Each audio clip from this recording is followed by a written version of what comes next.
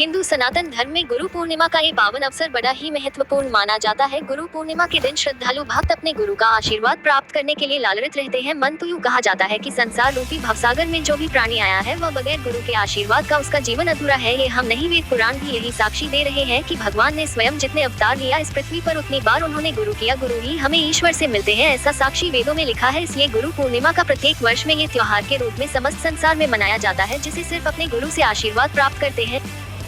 आज के दिन गुरु शिष्य परंपरा का जो है उदय हुआ और गुरु के प्रति शिष्यों का अनुराग और शिष्यों को प्रति गुरु का अनुराग ये बहुत महत्वपूर्ण विषय है।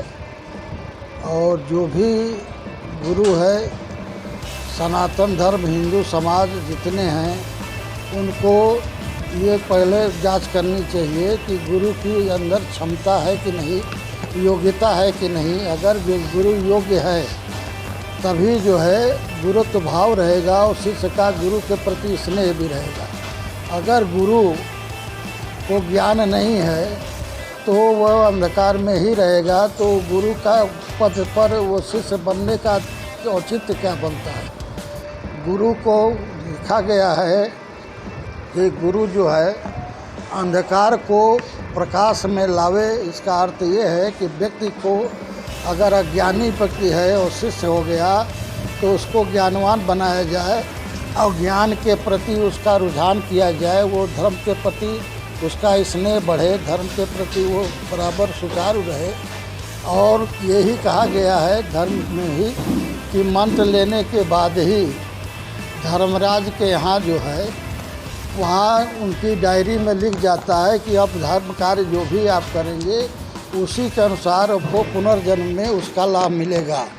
अब इसलिए व्यक्ति को चाहिए कि जब सभी ऋणों से मुक्त हो जाए तो गुरु बनाकर अपने शिष्यत्व भाव से गुरु मंत्र का जाप करे। गुरु मंत्र के जाप से ही उसको लाभ मिलेगा। अगर वो गुरु बना लिया और जाप नहीं कर रहा है, मंत्रों का माला नहीं फेर रहा है, तो उस तरह शिष्य बनना और गुरु बनना मेरे समझ से कोई औचित्य नहीं बनता। क्योंकि धर्म के प्रति ही बहुत बड़ा जो है सनातन धर्म है, जो धर्म के प्रति अपने को उदार है और धर्म के प्रति कितना हम अपने को कर जाएं, कितना दे जाएं, कितना दान दक्षिणा दे जाएं, यह जो है उसके अंदर उत्सुकता बनी रहती है। लेकिन उसके साथ ही ये हेतु है कि व्यक्ति जो है अगर ज्ञानी है तो वह ज्ञान के प्रति अपना आस्था व्यक्त करे और व्यक्तियों का झुकाव शिष्यों का हो।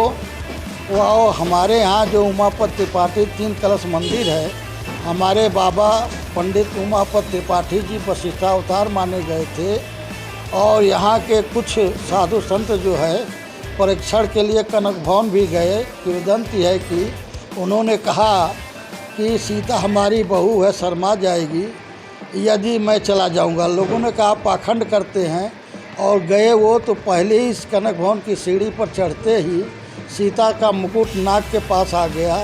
उसके बाद से हमारे मंदिर से शिष्य परंपरा लाखों लाख बनी और आज भी वो परंपरा चल रही है। हम अपने को निभा रहे हैं, हमारे भतीजे 2 हैं वो अलग अलग 3 ठो कर रहे हैं, कोई तुलसीदान में है, 2 ठो तिवारी मंदिर में है।